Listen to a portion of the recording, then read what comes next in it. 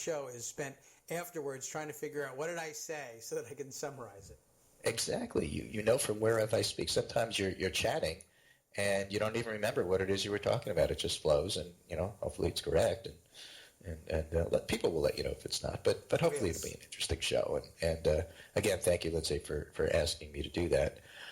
These poll things in Chris Christie's political standing, I think, are important because basically the Republican Party right now is in a mess. And it isn't just who's going to be president in 2016. It's completely backing away from fighting the raising of the debt ceiling. It's moves toward immigration that people are trying to hint that maybe after primary season is done and Republicans don't live in fear of the Tea Party, that maybe immigration might get done on the House side, which would be interesting. And things are changing. And, of course, if the economy truly is getting better, there's another little piece on that I saw this morning. Morgan Stanley analysts, Morning Money Bet tweeted yesterday, Morgan Stanley analysts say fully two-thirds of the drop in labor force participation rate since 2007 is a result of aging population. That is to say, if baby boomers are getting older and pulling out of the market in the labor force, then the drop in people looking for jobs isn't a result of a bad economy and people getting discouraged. It's the result of people getting older and retiring, and that's a completely different ball of wax. And that makes a drop in the unemployment rate more real. Are they in the dark about that? Isn't that sort of... They're not sure. Yeah. That's if Morgan Stanley's correct, and this is true, well, other people will take a look and see the same thing. And, hey, it's the old thing. Yeah, we'll get those numbers eventually. Y'all just have to wait. I feel like I'm talking to my 7-year-old, right? You'll just have to wait. Right.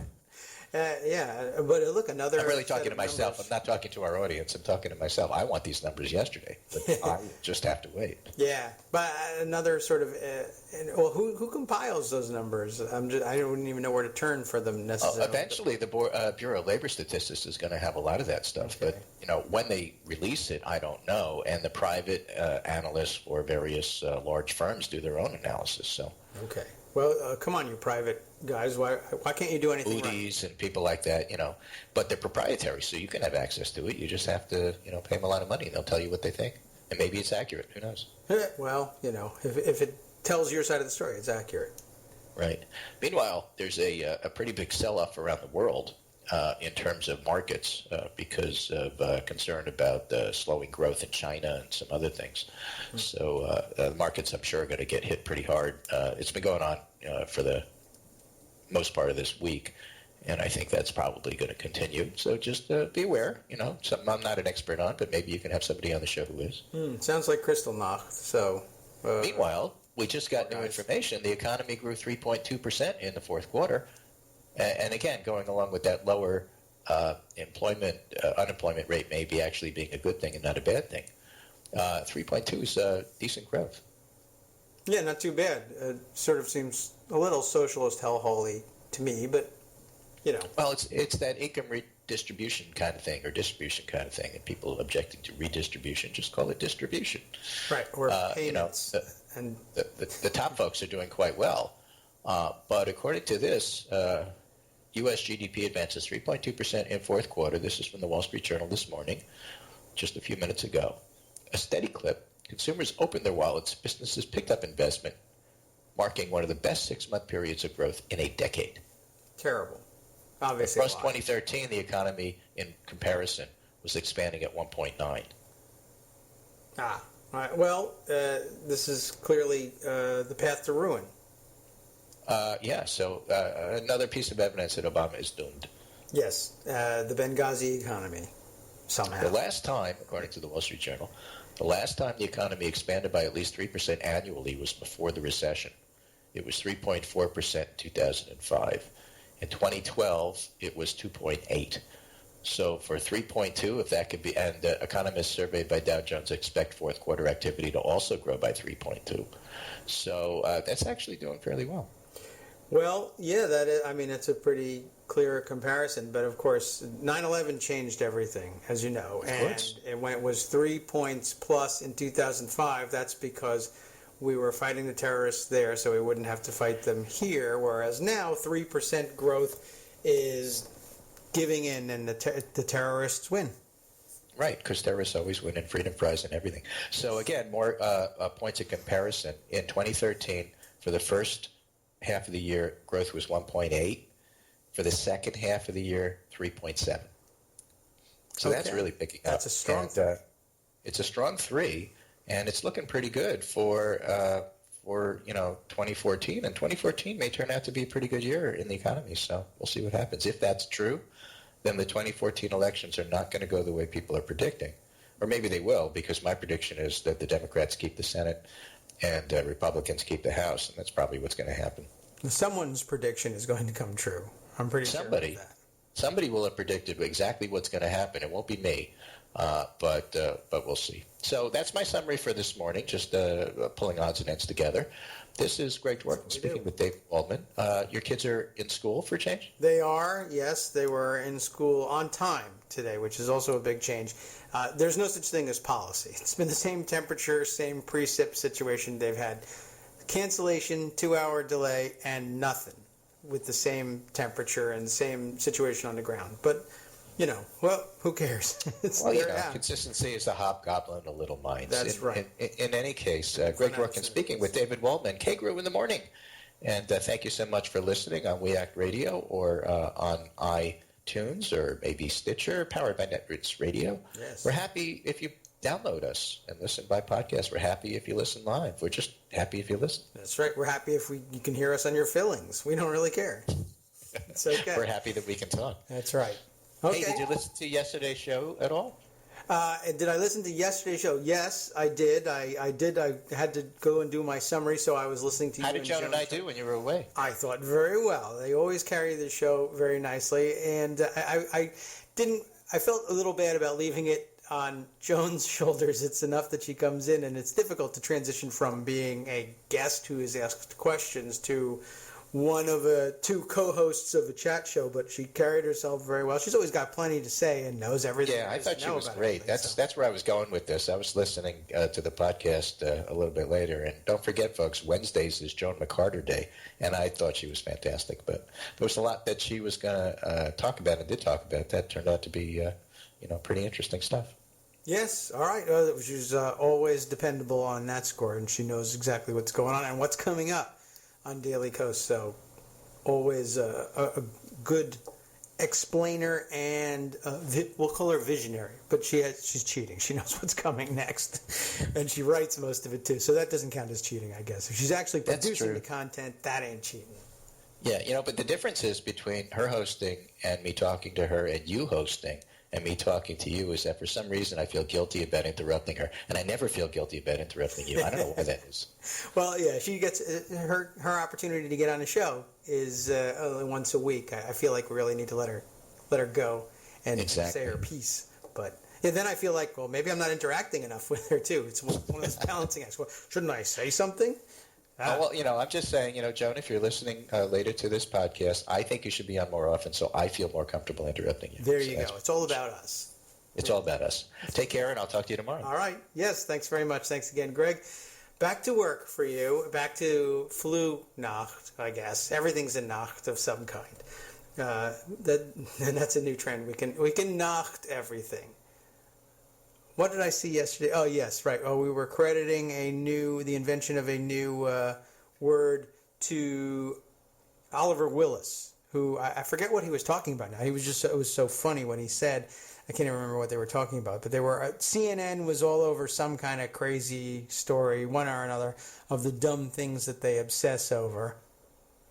But it was something, again, not particularly important in the grand scheme of things, but they were covering it breathlessly, and he was saying they were poop cruising it. I thought that was a great coinage there. CNN is poop cruising something or other. I can't even remember what it was, but boy, everybody caught on with that one. They loved that story. Or rather, they loved the term. Okay. What are we looking at here this morning? Okay, here's a couple of stories. I will finish up the rather stupid-looking Wall Street Journal editorial piece that we were reading when Greg first came on, right? First, they repeat, as others have mentioned to me, the zombie lie of President Obama's IRS targeted specifically conservative political groups and no one else. for scrutiny. They were, of course, being reviewed on exactly the criteria that they are supposed to be reviewed on, and it was happening to liberal groups too.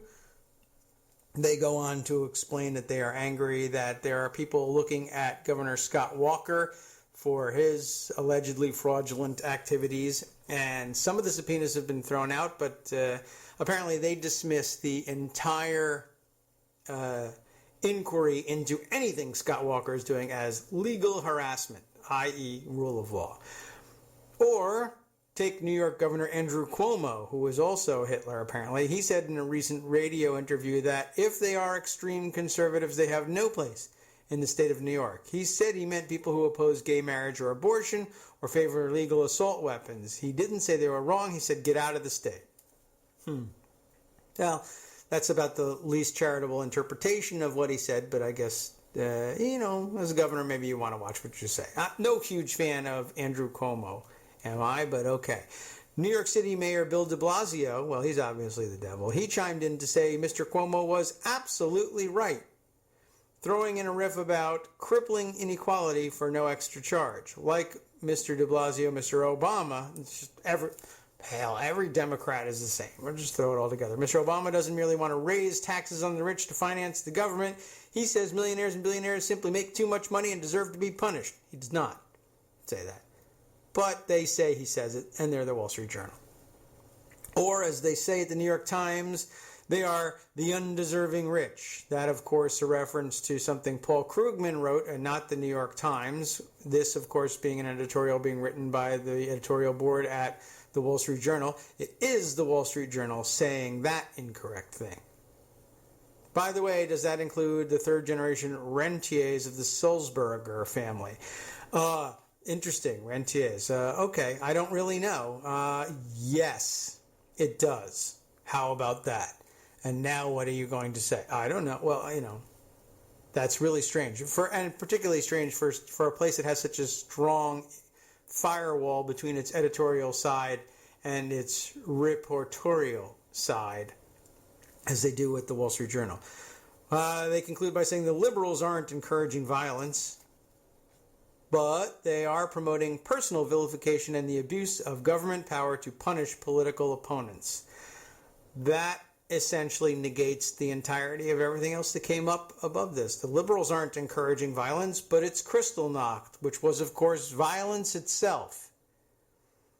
So the comparison's terrible, but we're going to make it again and point out that the people who are still not doing that thing are really making our point, which is that our first point, that they were encouraging violence, was true, even though they're not, and that's how we conclude our editorial.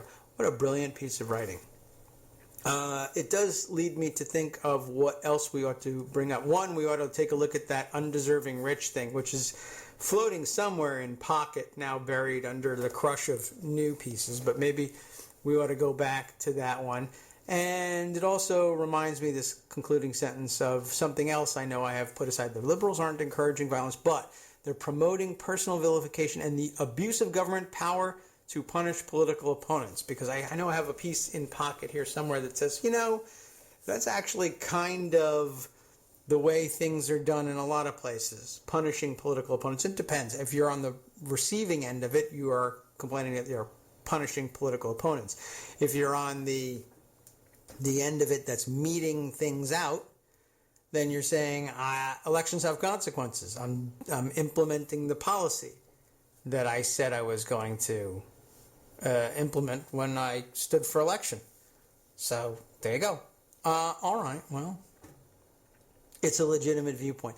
Let me see if I can't pull some of these things out. Let's see. One was where did I store this one?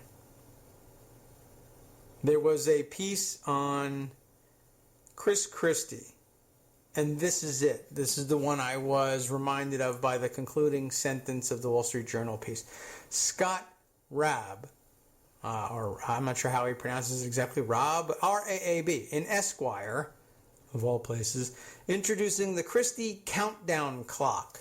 I'm not even sure what the theory of the Christie countdown clock is, but I was more grabbed by the first line of the article than anything else. I hope the rest of the article is about what's in this first line. If not, we'll talk about that first line anyway. I'm now actually grabbed by something else, which is the fact that the piece is illustrated by one of the great caricatures done by Don Quixote, our pal from over at Daily Kos. Those of you listening on We Act Radio on your 1480 on your AM dial in Washington, D.C., who somehow have never managed to find their way over to Daily Kos, K-O-S, dailykos.com, to find out what's up over there and why Daily Kos Radio is always talking about what's happening over there. Check it out, one. And two, those of you who do know will know that Don Quixote, D-O-N-K-E-Y, like donkey, hee-haw, the animal, you know. Hotey, H-O-T-E-Y, like this is a joke about Don Quixote, is a well-known Daily Kos user, and he provides these great, well, what he says, photo illustrations, I guess is the word you would use for it, and they're fantastic things, and we use them all the time on the front page over there. And here he is, work is showing up in Esquire.com. So great. I hope you got paid for that. That'd be fantastic. You certainly deserve it. It's great work. All right. So what were we talking about when with this piece? Introducing the Christie Countdown Clock. Here's this, I should say, up in italics up at the top. This is the first post of a series by Scott Rapp.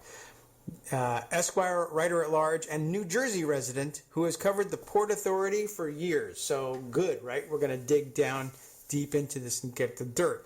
Well, how does he kick this piece off in the first sentence? Here's the sentence. I want you to remember this one. This is great. This should be on a fortune cookie or something. Politics is predation, organized crime by a prettier name. That is rough. But I think it's true, and I think it's something we've been discussing for a long time on this show, and in considerably more words. That really distills it down to its essence. Politics is predation. We wish it wasn't. Try to make it the least damaging to others that we can, and as fair as we can, and as open and transparent as we can. Politics is, after all, about deciding how resources are going to be distributed, and in a zero-sum game, and it's not at all clear that that's all politics is or ever can be, but in a zero-sum game, somebody's going to lose when resources get moved. That's predation. Organized crime by a prettier name. Yeah, a legalized name. I mean, the activity is often pretty much the same, and so long, what makes one thing legal and another thing not? Well, of course, it's collective decisions that we make in the legislature about defining what is legality and what is illegality, yes, but part of what's supposed to go along with legality is transparency and open processes. Not always the case. We don't always hit the ideal mark on that, but that, generally speaking, is what Western democracy is supposed to consider the key element of legalizing one thing and illegalizing, if that's even a word, the others. Okay, so politics is predation, organized crime by a prettier name. This is more or less true in all places, at more or less all times, but more so in New Jersey and right now. The governor, Chris Christie, staggered, bleeding, wan beneath a waxen tan, is planted on a stage in the gym of a Boys and Girls Club in Newark's Central Ward, up there with billionaires who own the New York Giants and the New York Jets, and the commissioner of the National Football League. It is Monday of the holiest week in America. You know which one, Superb Owl Week, which, by the way, I'm told is gaining widespread usage, including on the Colbert Report, Superb Owl, that is. So he's up there during the holiest week in America, and Christie is here as host of the Superb Owl and all its glories. Not that anyone would know it. Everyone thinks New York is hosting it, including this club, renovated with $1.2 million granted by the rich white men for improvement of the poor children of color. Very nice. This is petty cash, $1.2 million, they say.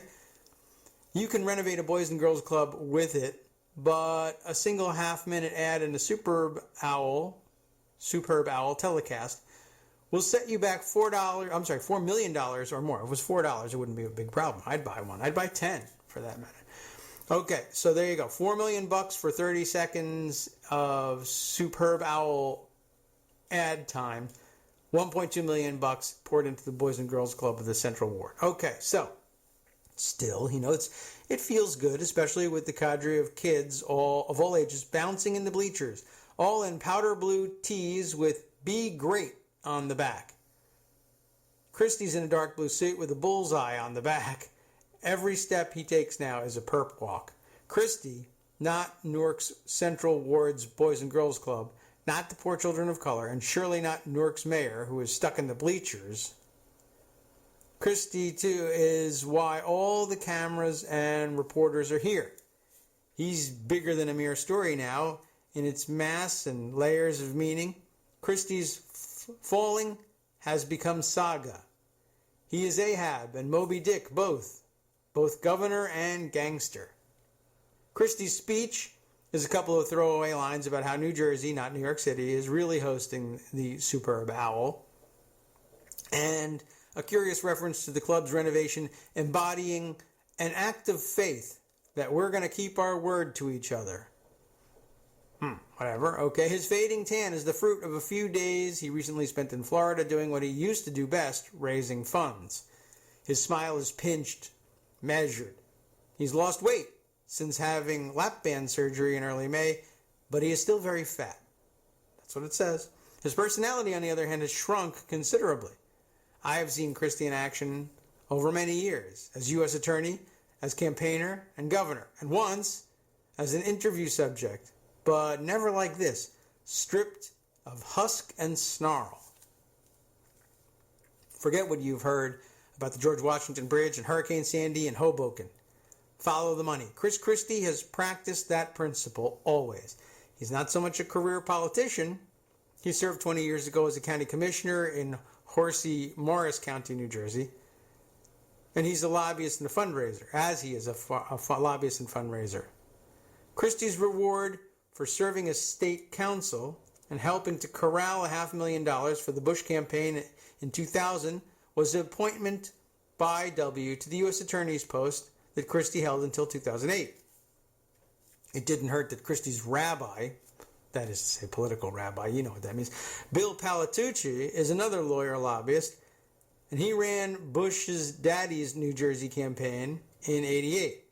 Nor does it hurt that Palatucci got to know W back then, nor that he made it his business to forward Christie's resume to Karl Rove when it was W's turn to name a U.S. Attorney for New Jersey. Palatucci in large part created Christie and remains his consigliere. And the ultimate payoff was meant to be the White House. That would be an ultimate payoff. I'd take it, right? There have been countless payoffs along the way. While serving as Christie's senior advisor when he won the governorship in 2009, Palatucci also continued to serve as senior vice president at Community Education Centers, which runs most of New Jersey's halfway houses, essentially privatized prisons. After the inauguration, which Palatucci chaired, CEC was also the winning bidder on a 450-bed detention center in Essex County, a deal worth around $10 million a year. CEC was also somehow the only bidder. Palatucci stayed at CEC until late 2012 as Christie's 2016 hopes soared toward the sun. How did they end up as the only bidder? I don't know. That's very interesting. Sometimes, by the way, though, when you are writing, here's an inside, a legislator's trick, right? Sometimes what you do is you say, all right, my buddy is in XYZ business or nonprofit, bunny ears, right? Everybody loves those things, or everybody says we need those things. Let's start a grant program that would fund such a thing, and let us write the guidelines for awarding the grants in such a program in such a way that without naming the beneficiary, there are few, if any, competitors to the person we have in mind, the person or organization we have in mind. For instance, you might say, we need a new system whereby the government will fund with competitive bidding a new 450-bed detention center in Essex County or elsewhere, whatever. And let's say that for the sake of efficiency and the government dealing with contractors they can depend on, that one of the requirements is that anyone bidding on the new 450-bed detention center must be a company doing X dollars in revenue, at least annually, either already with the state or anywhere else, whatever it is. But basically, you pick a characteristic that is on the surface, seems to be neutral. You might wonder, well, why do they have to be of that size? Well, we just want to make sure that they're going to be around to complete the contract. Why do they have to already be an approved state contractor, for instance, if you put that in there? Well, we want to make sure everybody's fully vetted and that we're doing business with somebody we've done business with before and have come to trust.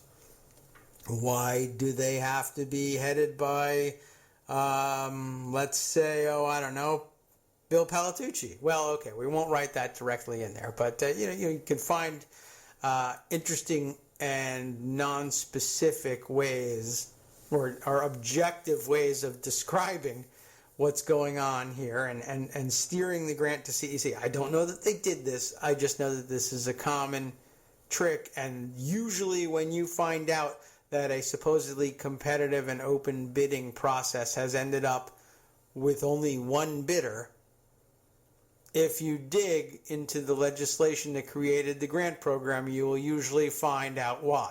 You'll usually find out that they've come up with some method of describing eligible applicants in a way that writes almost everybody but the intended target out of the pool.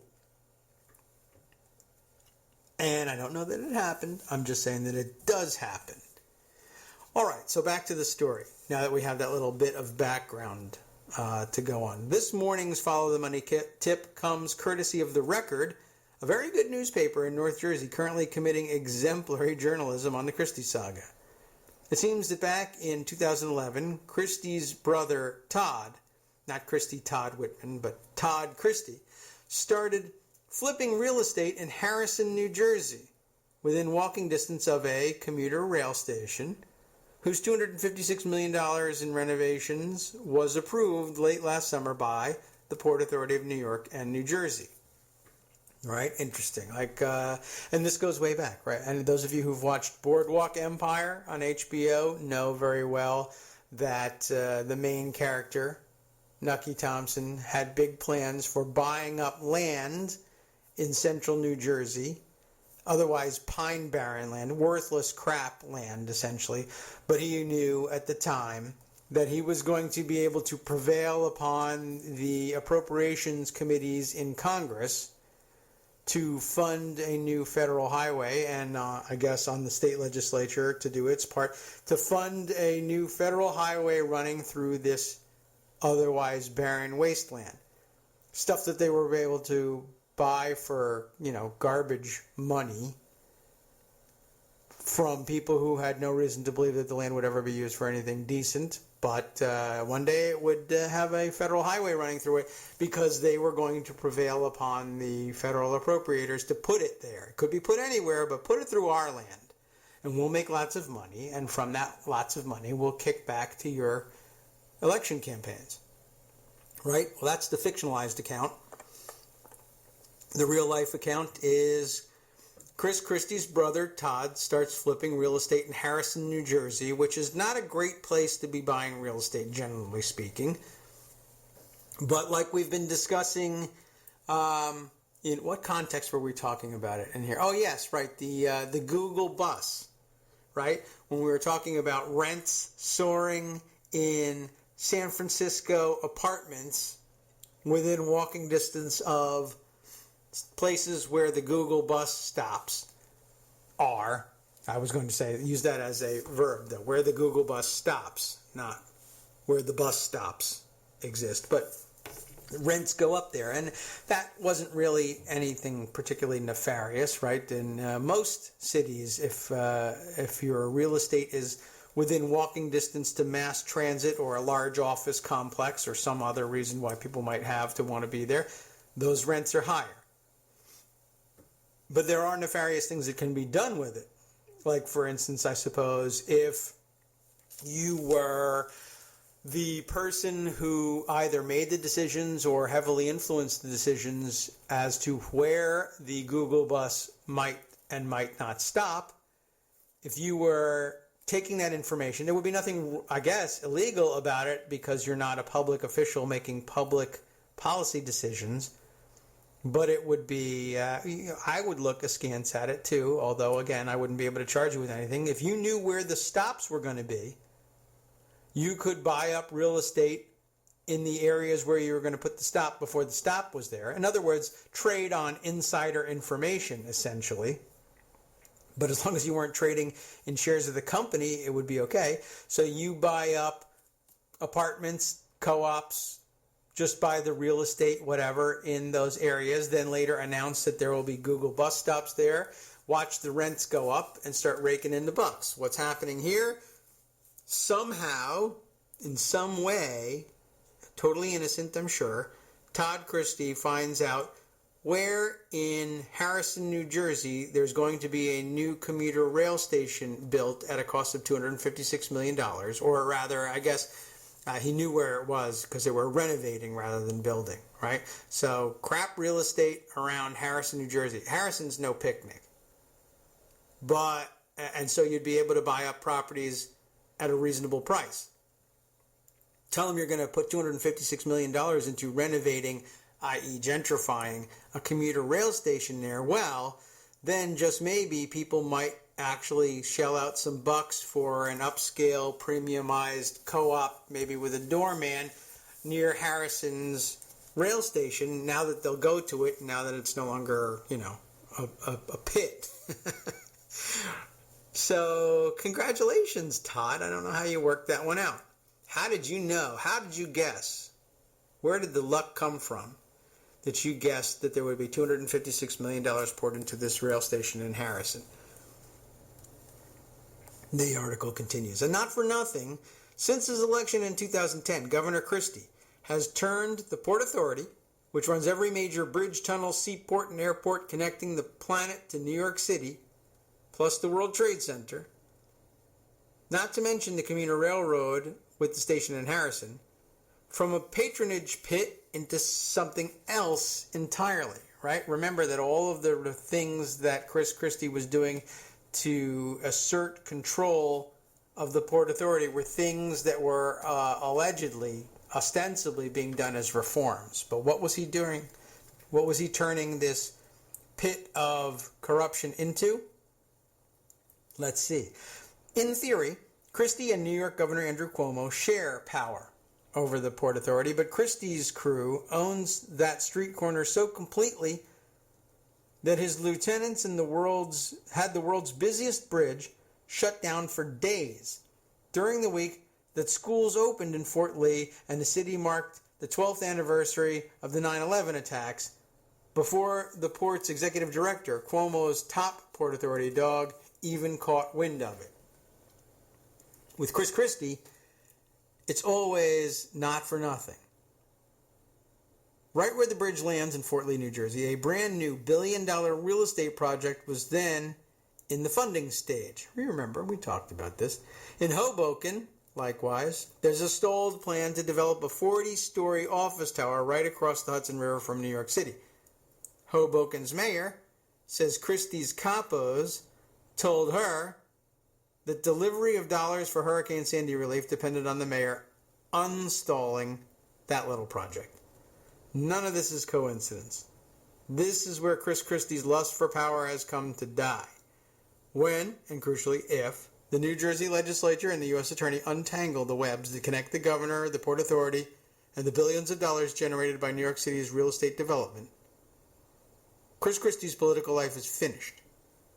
One false step, one email, one witness. He has lawyered up and hunkered down, but he knows it's merely a matter of time now. That's a dead man at the microphone.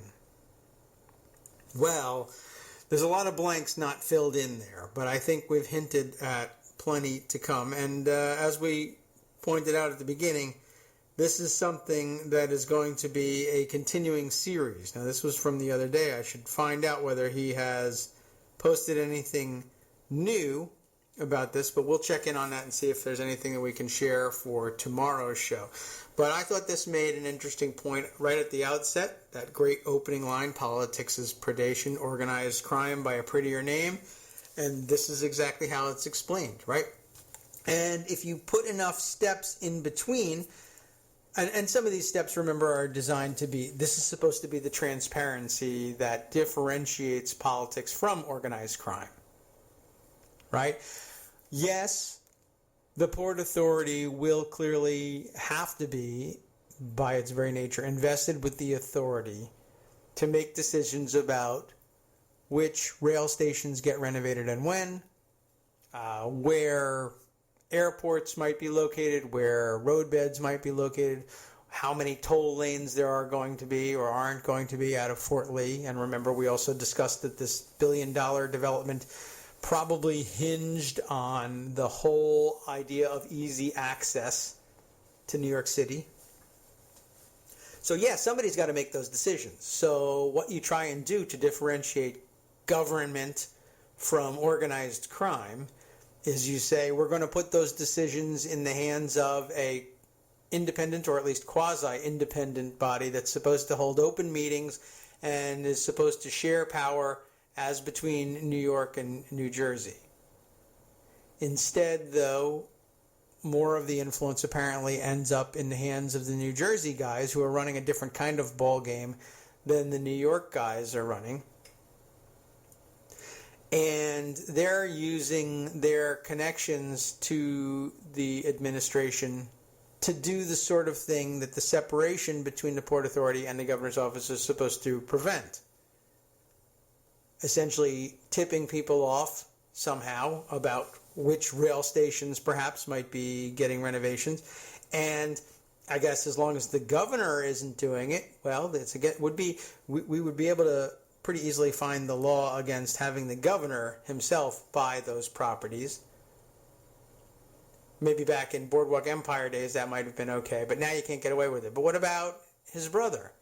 Well, hey, I don't know. I didn't tell him. As long as we never find the governor emailing his brother, hey, we're going to do this to the Harrison rail station, buy up all that stuff and make all that money. And as long as no one ever finds, hopefully no one ever finds, I guess hopefully from the Christie perspective. I mean, I hope it would be great. I think it would be great to find this letter, an email from someone at the Port Authority to Todd Christie saying, do this. But minus that smoking gun, this is all just a great guess. Of course, if the smoking gun exists, well, the NSA knows about it, but we never seem to be able to come up with those smoking guns. Those are the ones we don't find. Where you are and what you're doing and what you're buying and what you're eating, etc., is all fair game, I guess, and leaking to the NSA through Angry Birds, apparently. I found out the other day. I don't play that game, thankfully, but I'm sure whatever else I'm using is leaking it. But that we can get a hold of, that we can watch, that we're monitoring for patterns lest you turn terrorist at some point. But strangely, corporate memos never end up in the hands of the NSA. I wonder why that is. All right. What other interesting things are floating around out there that I wanted to bring up?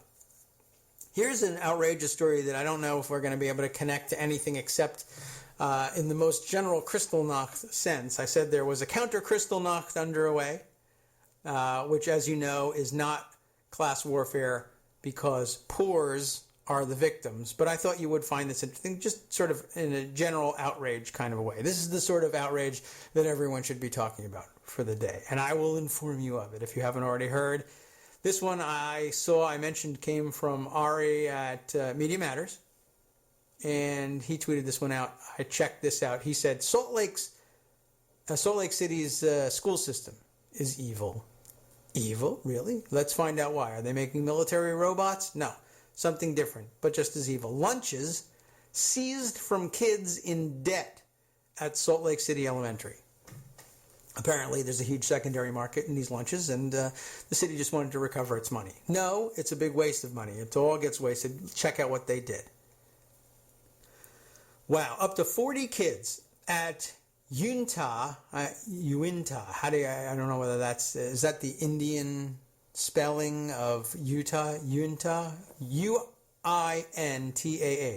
Up to 40 kids at Uintah Elementary in Salt Lake City picked up their lunches Tuesday, then watched as the meals were taken and thrown away because of outstanding balances on their accounts.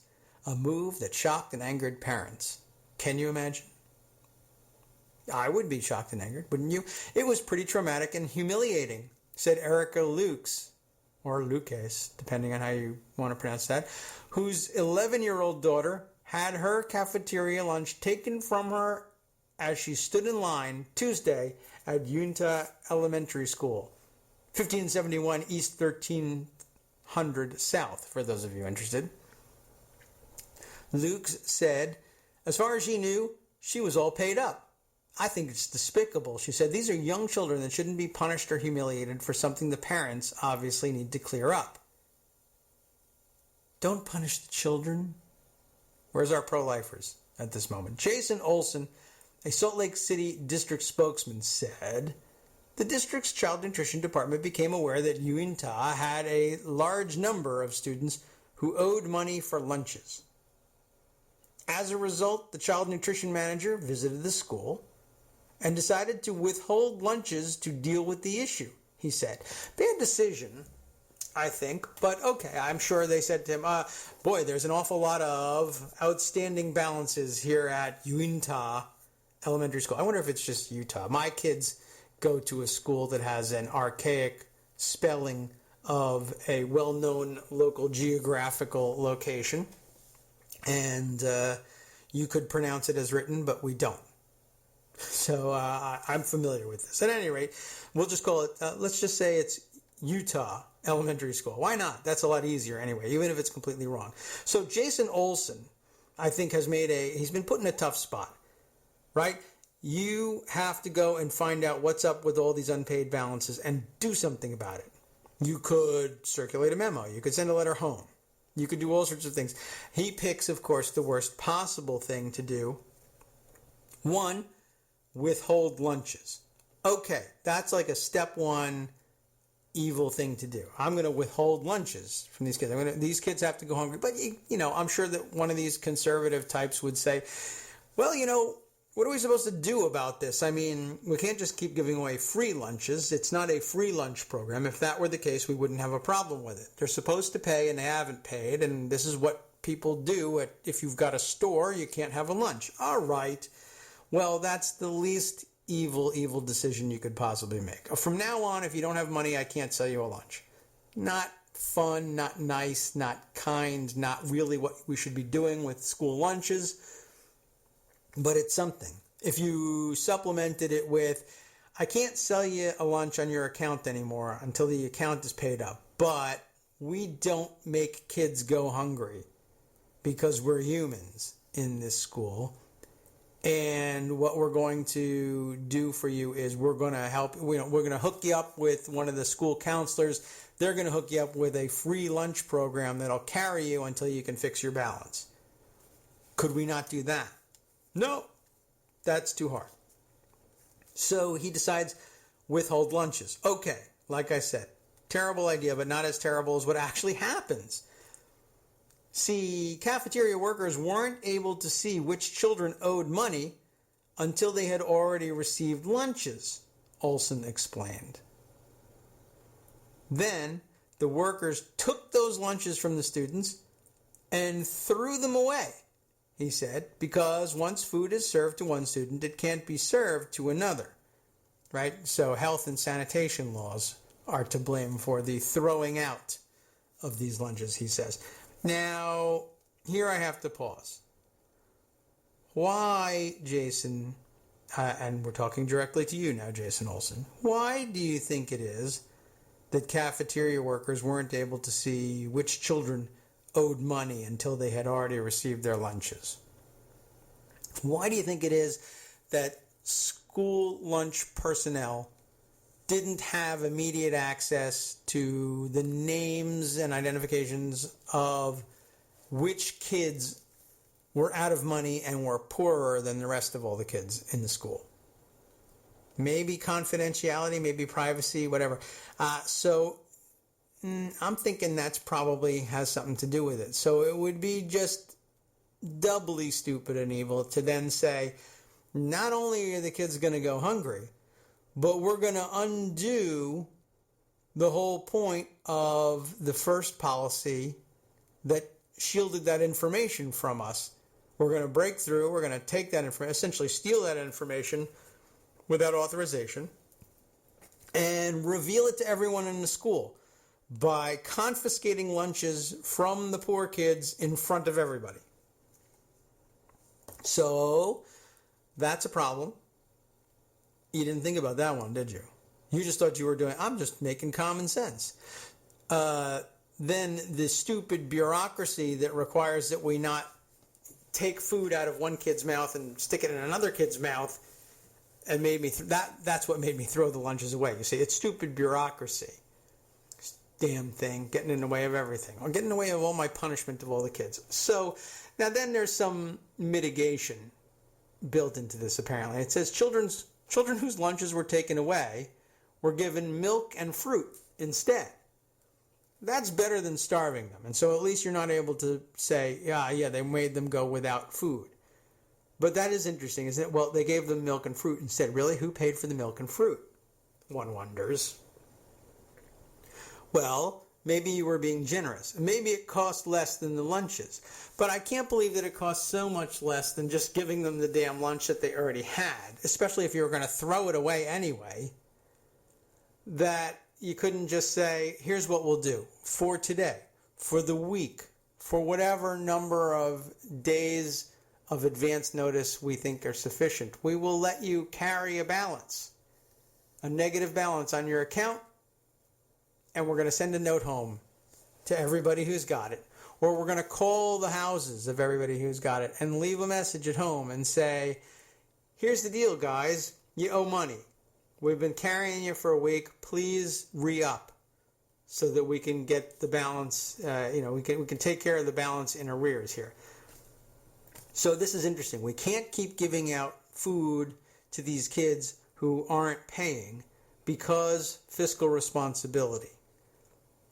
So my new plan is throw out the food they wanted to eat and then give them free food in its place. That's the fiscally responsible thing to do, don't you think? Now let me also point out, by the way, the cafeteria workers aren't able to see which children owed money until they'd already received their lunches. What's the mechanics of that? Probably, the way it works in our school anyway, probably is you get your lunch, stand in line, and I guess you give them the account number when you're checking out. My kids actually have memorized these account numbers, which is an amazing thing to ask a first grader to do. But they do it. And you show up, and then they type in your account. And then at that point, they probably find out, oh, this kid has a negative balance. So that's the first time it shows up. It's now on their computer screen. And they say, all right, the accounts are otherwise anonymized so that the cafeteria workers are dealing only with an account number and whether or not it has a positive or negative balance. They don't have the names of the kids. So they see the kids in front of them. They don't necessarily have their name and other identifying information. But now that they have them in front of them with the computer saying negative balance, they're able to confiscate the lunch right back. So the lunch probably hasn't even left the lunch line, but it can't now be served to another student because rules, so they throw the stuff out. Now, here's the interesting thing. My question next, in addition to it being so dumb that they throw out the lunch that the kids wanted to eat and give them free food in its place because of fiscal responsibility, what are they doing here? Are they charging the accounts? In other words, the kids that they catch and then confiscate their lunches. They confiscate their lunch by virtue of the fact that they have just punched in their number and attempted to put a charge through for another lunch.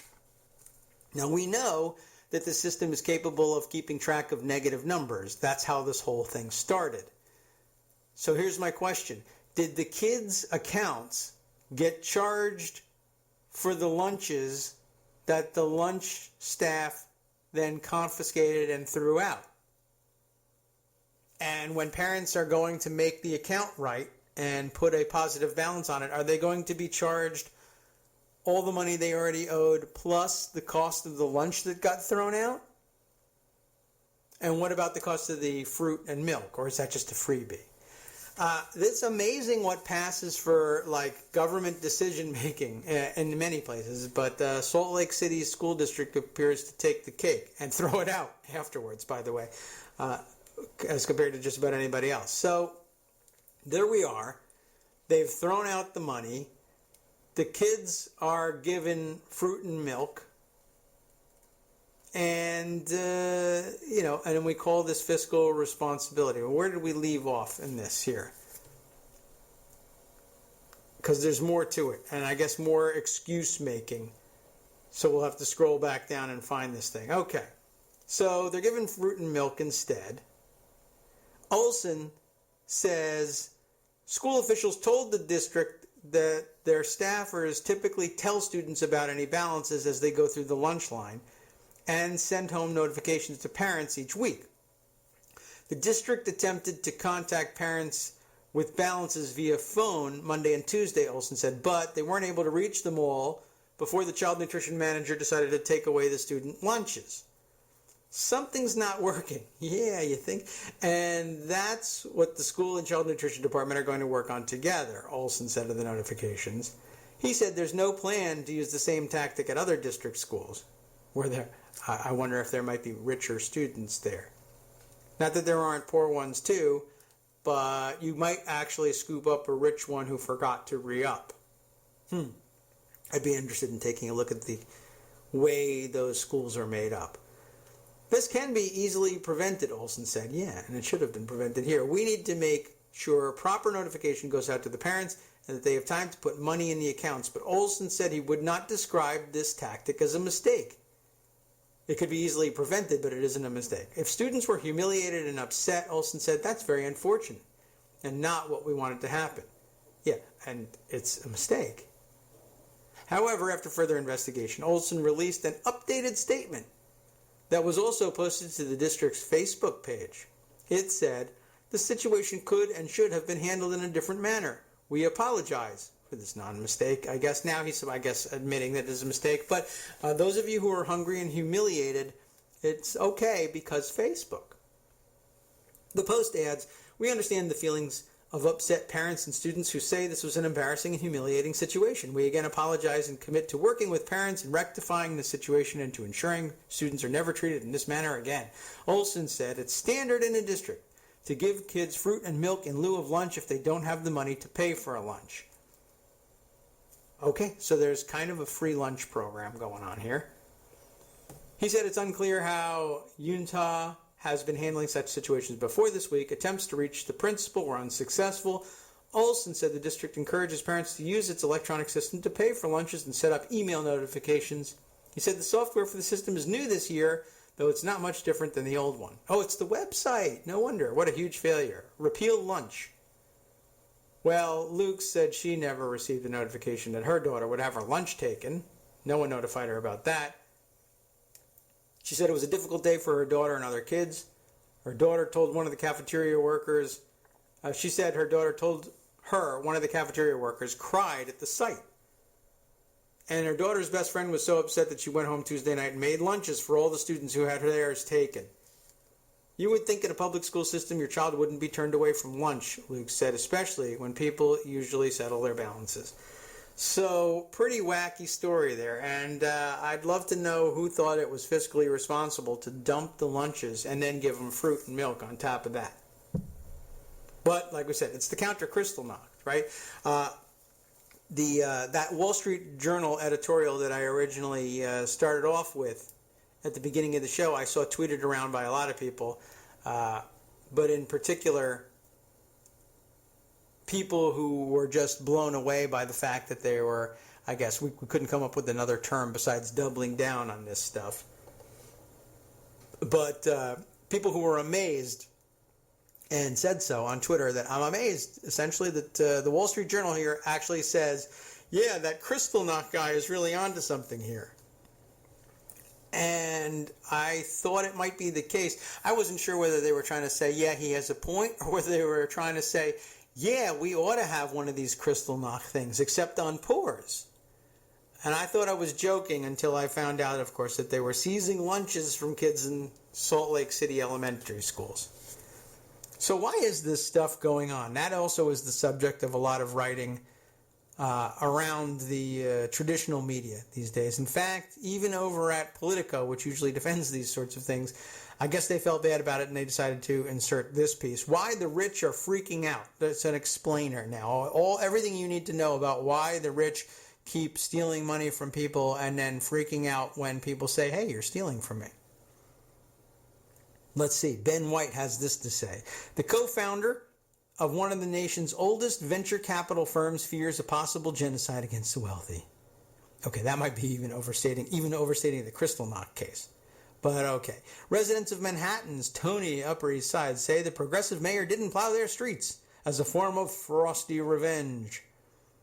And the co-founder of Home Depot recently warned the Pope to pipe down about economic inequality. The nation's wealthiest denizens of the loftiest slice of the 1% appear to be having a collective meltdown. Ooh, we could use the dramatic music for that, right? Or is it too late now? Yeah, I think I killed the moment there on that one. So they're having a collective meltdown. Economists, advisors to the wealthy, and the wealthy themselves, actually doing something for themselves for a change, describe a deep-seated anxiety that the national and even global mood is turning against the super rich in ways that ultimately could prove dangerous and hard to control. It's sort of the history of the world, but okay. President Barack Obama and the Democrats have pivoted to income inequality ahead of the midterm elections. Pope Francis has strongly warned against the dangers of wealth concentration, and then all of this follows the rise of the Occupy movement in 2011 and a bout of bank-bashing populism in the Tea Party. The collective result, according to one member of the 1%, is a fear that the rich are in deep, deep trouble. Maybe not today, but soon. You have a bunch of people who see conspiracies everywhere and believe that this inequality issue will quickly turn into serious class warfare, said this person who asked not to be identified by name so as not to anger any wealthy friends. Interesting. The quote continues, they don't believe inequality is bad and believe the only way to deal with it is to allow entrepreneurs to have even fewer shackles. And so the rich are lashing out. But just pause for a second. Anonymity granted. It's not a government official as far as I know. Maybe it is, but nothing to indicate that. Anonymity granted because the rich are freaking out, and there's a reason. He tells you what the reason is, but he wants to be anonymous because the rich who are freaking out and feel entitled to freak out don't want anybody to know what the reason they're freaking out is. I don't really understand that. It doesn't make a great deal of sense, but I guess people are conditioned to doing anything they can to not offend people who might pass checks to them.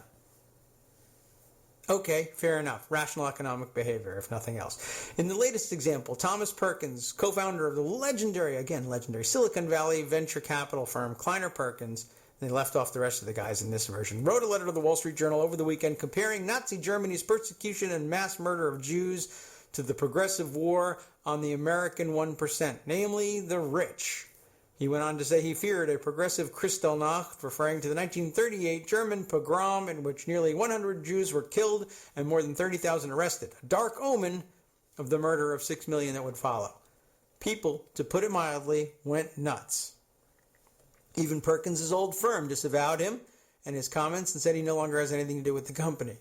Legendary company. Perkins then went on to Bloomberg Television, ostensibly to apologize for the remark, but instead he doubled down on the analogy, saying, when you start to use hatred against a minority, it can get out of control. That's very interesting that he would borrow that language. Sure, everyone knows that when you use hatred against a minority, that's a bad thing. Is the 1% a minority? Yes, because they're the 1%. But usually when we're talking about minorities, for instance, the King of England is a minority as compared to the rest of England or the rest of the world. There's no King of England now, but I use that. It's all right, the monarch, the reigning monarch of England. Yes, it's a queen now. But it just sounds so much more pompous when it's the King of England. We're talking about George III. He was a minority. Wasn't, in fact, the American Revolution a reprehensible persecution of a minority? Yes, absolutely. How many monarchs of Great Britain were there at the time? One. That's even less than 1%. The 1% have thousands of colleagues to stand up for them in the newspapers, but the King of England, there's only one of them. My God, how can you persecute him? It's supposed to be about minorities that are disadvantaged, not just minorities. Hey, I robbed this bank. That's true. But you're arresting me. I am the only one who robbed this bank. I am a minority. I deserve protected status as a minority. No, that's not the way it works. The 1% isn't a disadvantaged minority. That's the thing that's missing in this guy's thinking, if you can call it thinking. And this happens a lot too, by the way, right? Why isn't there White History Month? Because whites aren't disadvantaged. Well, they're not the minority, though they may yet become the minority. If they also become disadvantaged, we'd have a problem. Now, of course, plenty of Tea Party types do believe that they are disadvantaged because I don't even have to explain this to you. You look back to the old Jesse Helms commercial, that this is somehow reverse racism in order to, if you do anything to try and give historically disadvantaged minorities equal opportunity in a zero-sum game, that people believe takes opportunity away somehow from non-disadvantaged non-minorities. So therefore it's discrimination, so they think they're hoisting you by your own petard, and they're not. They're using a completely different theory. So, Perkins' old firm disavows him. He tries to make this minority point, but it doesn't work.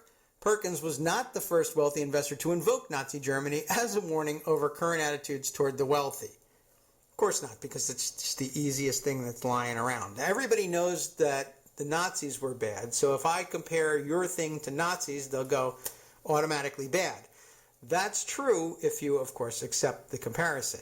What people should be saying is not Nazis, and therefore not relevant. That is where people's minds ought to go, but it never works.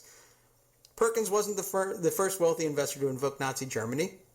In 2010, when Obama suggested raising the tax on carried interest earned by private equity executives, Blackstone CEO Stephen Schwarzman said, "It's a war, like when Hitler invaded Poland in 1939. Well, okay, you could say it's a war, and when Hitler invaded Poland in 1939, that's a war, so the two of them are the same thing. And no, it's not. One is raising domestic taxes on income from a certain source derived to bring it into equalization with the rest of the taxation scheme. And that's not really much like war at all. Certainly not much like invading anything, I guess, unless you think you're Polish. I suppose that's a possibility. Obama still hasn't managed to persuade Congress to hike the 20% rate on carried interest, even though most on Wall Street expect to lose the perk at some point. Schwarzman eventually apologized for his Hitler remark. By the way, just to harken back to what we were talking about earlier, why would carried interest be taxed at 20%, whereas everything else is taxed at a higher rate? Well, we all know the stupid and rather hollow arguments that are made. in favor of the policy. Why should the money be taxed twice? They always say the money is, when I spent like with dividends and capital gains and things like that. And I don't even know if the same case can really be made for carried interest, but I guess they've tried to make it anyway. But yeah, it was always a flimsy excuse. This money was taxed when the company earned it. Now the money is being paid to me. Why should it be taxed again? And the answer is the Internal Revenue Code says you're liable for taxation on any income from whatever source derived. It doesn't matter where it was taxed before. I mean, my paycheck was taxed when the company got it too, and yet I get taxed for it. It doesn't make any sense. It's always been one of the flimsiest arguments I've ever heard, and it doesn't work very well for carried interest either. And once again, we're in a situation where trying to make things even as between different types of income is seen as a war against the one that has been privileged all along. I guess it is a war in a sense. It's a revolutionary war. It's a guillotining of the losing side, I guess, but that's kind of how war goes. But what's interesting is that, they point out, I'm being persecuted. I'm a persecuted minority. And the whole goal in this sense here is to bring taxation into equality as between the two different kinds of income. You have a very good case in terms of encouraging physical productivity versus passive income. You could be saying, I'm going to tax passive income higher than earned income. It's going to be treated differently because you don't have to do anything for it. It's free money falling off the trees, essentially, in terms of labor, in terms of work done, in terms of joules of energy burned, for instance, unless you really vigorously count your money. And that is possible. But we're not even saying that. We're just saying we want to treat it the same as any other income. It would be so much simpler. In fact, it's a tax code simplification. I'm knocking down walls here. I'm flat taxing that income in this sense. Don't bother trying to tell me what kind of income it is. When you get it, it's taxable. How? By this rate. Look on the chart, do your own taxes. You just don't, and you don't need a tax attorney. You don't need an accountant. If you got money, take 35% of it, put it in an envelope, send it here. Tax simplification. Well, too easy. Hitler. Continuing here with this political piece. More recently, the New York Post dedicated considerable ink to complaints from residents of the Upper East Side that newly elected progressive Mayor Bill de Blasio directed plows to avoid the neighborhood as some kind of revenge for their wealth and support of de Blasio's opponent. He's trying to get us back. He's very divisive and political, Upper East Side resident Molly Jong Fast told the Post. By not following the Upper East Side, he is saying, I'm not one of them. Well, he isn't one of you, but okay. The mayor dutifully trundled up to the neighborhood to admit mistakes in plowing, but strongly denied any ulterior motive. But it doesn't end there. Ken Langone, the wealthy investor and co-founder of Home Depot, recently told CNBC that the Catholic Church in New York might see a decline in donations if Pope Francis did not tone down his comments about the dangers of economic inequality. Donations from him, anyway, and maybe some other rich people, but maybe not. You want to be careful about generalities. Rich people in one country don't act the same as rich people in another country, Ken Langone said. No S there. Our rich people in this country act very differently than rich people in some other countries. But not all countries, it's true. The New York Times columnist Paul Krugman this week wrote that even plutocrats who manage not to invoke Nazi Germany nonetheless hold and loudly express political and economic views that combine paranoia and megalomania in equal measure. It's the prosperity gospel. They think they're ordained by God. The phenomenon is not limited to the U.S. bankers, across the globe who gathered for the World Economic Forum in Davos, Switzerland last week. That was all the rage. Complained publicly and privately. Both. See, equal. So good. That in their view, vilification of the rich, particularly in the financial industry, has gone far enough. Life is hard enough, say the denizens of Davos, Switzerland. And I think this constant lecturing on ethics and on integrity by many stakeholders is probably the most frustrating part of the equation. Even though that's what being a stakeholder entitles you to do. See, and here again, the difference in semantics. They believe that shareholders might possibly be arguably entitled to lecture on ethics and integrity. Stakeholders, no, because I can declare your stake worth 0. If the stake you hold is I contribute labor to the equation, screw you. If the stake you hold is I contribute capital to the situation, then depending on how much capital you contribute, I might listen to you. So he says it's the most frustrating part of the equation because I don't think there are many people who are perfect, says Sergio Ermotti, chief executive of UBS AG, talking to the Wall Street Journal. We are far from being perfect, but it's not going to be very helpful to be constantly bashing banks. Meh. I don't think the bank cares. It's the people at the bank who care. Why? Because people hate being stomped on, whether they're rich or poor. Now, if you're going to accept the fact that people are going to stomp on each other, would you rather be stomped on as, I've been stomped on rich and I've been stomped on poor, and I can tell you this, getting stomped on rich is better. I've not actually been there, but I'm projecting. I'm guessing that it would be better, but I don't know. Maybe the people in Davos would say, getting stomped on is getting stomped on. But I think if you can have a cappuccino at a ski lodge afterwards, you probably feel better about it. But perhaps nowhere is the collective freakout more pronounced, continues the Politico article, than the financial capital of the world. Here in New York, even wealthy donors who tend to favor Democrats are deeply concerned, I'm deeply concerned, about the current political discourse at the city level in which de Blasio wants to increase taxes on the rich, and a national level in which Democrats have pledged to make the 2014 midterm elections about addressing economic inequality. I think this is going to be disastrous for the city. One top executive at a large Wall Street bank said on the eve of de Blasio's election, the people who pay taxes could move out. Yeah, right. The businesses could leave. What's keeping us here? It's the business that's keeping you here. I mean, feel free to try your Galt-going fantasies, but I don't know where you think you're going to move to. And by the way, if you were thinking Fort Lee, think again. Very interesting. At one level, the reaction seems dramatically out of proportion to anything any politician is actually proposing, and recent comments from the super wealthy can seem baffling and infuriating to the vast majority of Americans who occupy much less rarefied air and now have myriad social media forums to castigate what they view as deeply out of touch whining from the plutocrat class. Interesting side point, by the way. Social media has made it possible for the wealthy to actually hear the poor once in a while. That's the difference.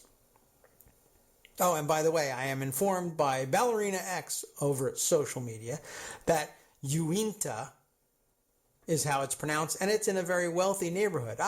So I'm wrong about that. That's very interesting. So even, you know what? I was just, as I'm thinking about that, I wonder what would be more embarrassing for the students. For poor students in a poor school district to be singled out, poor students in a rich district to be singled out, or otherwise relatively well-off students whose parents may have made a mistake to be singled out among their wealthy peers. I wonder. I imagine as a kid, it's pretty much the end of the world no matter who you are. So basically, we don't want this to happen to anybody. But yes, that does challenge some of the assumptions I made about that. And it's that and the pronunciation as well. Uinta. You ain't gonna know who's in this school unless you look it up, apparently. Okay, but first-hand knowledge, I guess, maybe, Ballerina X, or at least some familiarity or ability to research, which is a good idea. Thanks very much for updating us on that. All right, back to the Politico article. This is important, nothing Obama proposed in his relatively mild State of the Union address would do much to impact the lives of the nation's top earners. Raising the minimum wage wouldn't do it, nor would extending unemployment benefits or instituting universal pre-kindergarten. Even the president's toughest lines on the issue of inequality were hardly the kind of fire and brimstone condemnation that Franklin D. Roosevelt heaped on bankers' heads in the 1930s. After 4 years of economic growth, corporate profits and stock prices have rarely been higher, and those at the top have never done better, Obama said, but average wages have barely budged. Inequality has deepened. Upward mobility has stalled. That was pretty much it. It doesn't even say anywhere in there, screw the rich, as some people want to say. All they're saying is, basically, there's nothing in here that's incompatible with, and I would argue this is exactly what the president means. We want 4 more years of economic growth. We want more corporate profits. We want stock prices to be even higher than they go now. We want those at the top. We're okay with the top never having done better, and we're okay with them doing better still, so long as once in a while average wages might budge in an upward direction. Inequality stops deepening and just flatlines even might be okay. Upward mobility, we'd like to see that tick up a little bit. Would that be okay with everybody? Hitler, Kristallnacht. This is unacceptable.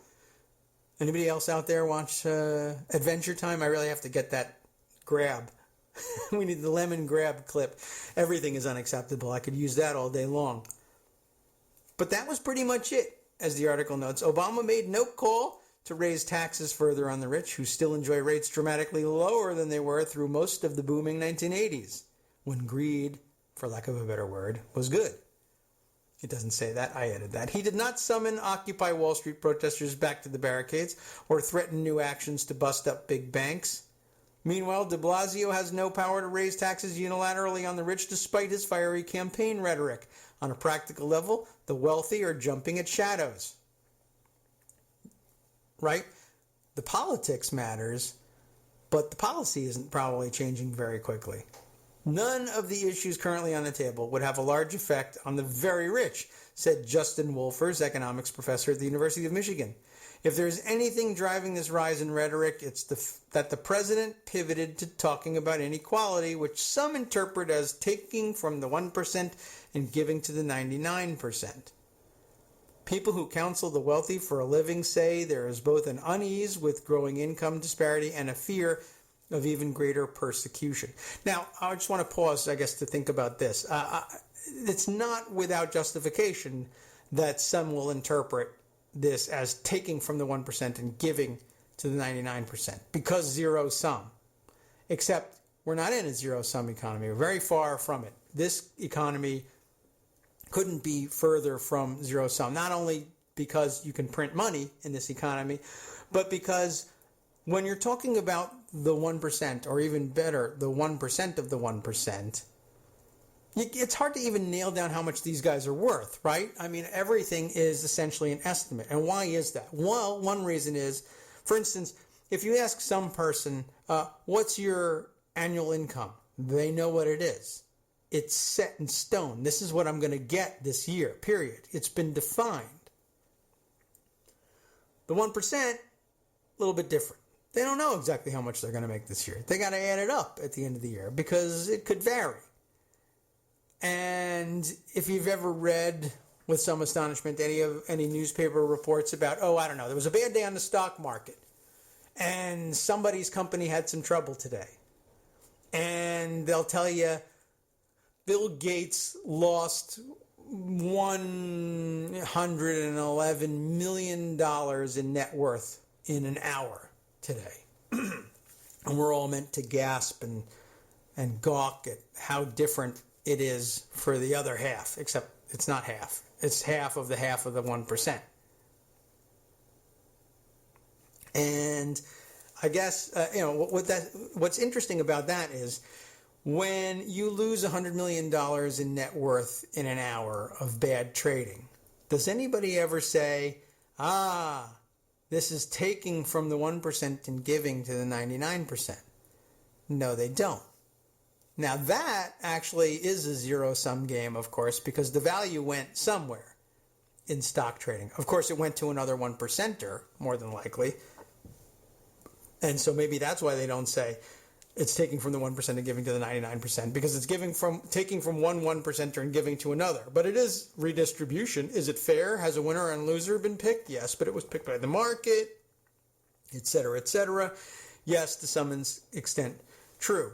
But it's as close to zero sum as you can get, and no one ever looks into where did the rest of the money go to. I mean, it very well could have gone to some of the 99%ers. People do own stock out there. Just not the bulk of it. I find it interesting that zero-sum game is okay, and the zero-sum game where somebody else wins for a change is not okay. That's warfare. That's Hitler. That's Kristallnacht. People who counsel the wealthy for a living say there is both an unease with growing income disparity and a fear of even greater persecution. And that's a very deliberate and political choice of words, persecution, right? Because there's a number of different ways you can cast that. I think that with Occupy Wall Street, there was a sense of the heat getting turned up and a feeling of vilification and potential danger, said Jamie Traeger Muni, I hope, not money, M-U-N-E-Y, a psychologist whose wealth legacy group focuses on counseling the affluent. I have got to get into this racket. Oh my God, it's affluenza doctors. Can you believe this? There's a worry among our clients that they are being judged and people are making assumptions about who they are based on their wealth. That is probably legitimately true. But that's what money is supposed to do in terms of buying you happiness. Money can't buy you happiness. You are, after all, constantly worried that other people will think you're too rich. That is a problem I'd be willing to live with. And I say that now, not living and not walking in your shoes. I'm sure that there are rich people who will say being rich is a tough racket. And in its way, I'm sure that it is. But I am also sure that some of the money makes up for it. And it's also always a tension that's always been there. For as long as there's been any way of accumulating wealth and keeping it out of other people's hands, there have been other people who have said, I wish I had some of that. And wealth being what it is, in other words, based in rarity, there are, I think, by definition, almost always going to be more people out there who have less than there are people who have more. They will always outnumber you. They will always surround you, to use Glenn Beck's term, advisedly. And the trick is this. How do I go about building a system in which they don't, with any great frequency, drag me out of my cave, my house, my castle, my fortress, my safe room, my panic room, my space station orbiting the globe, whatever it is, and beat me to death and take everything that's inside? And the answer usually is, find some way of building a system which one way or another I can use to distribute some portion of what I've got to enough of them such that my chances of being dragged out and beaten to death and robbed are considerably lowered. One way, hire armed guards. Build yourself a duchy and impose some kind of regulatory system that insists that everyone serve in your military, and you use that to fend off other attackers, both foreign and domestic, and then you pay them a bunch of money or give them food or allow them to farm on land that you own in exchange. And they say, this is my lot in life and I'm happy, so okay, I'll take it, and I won't beat the boss to death and take all his money.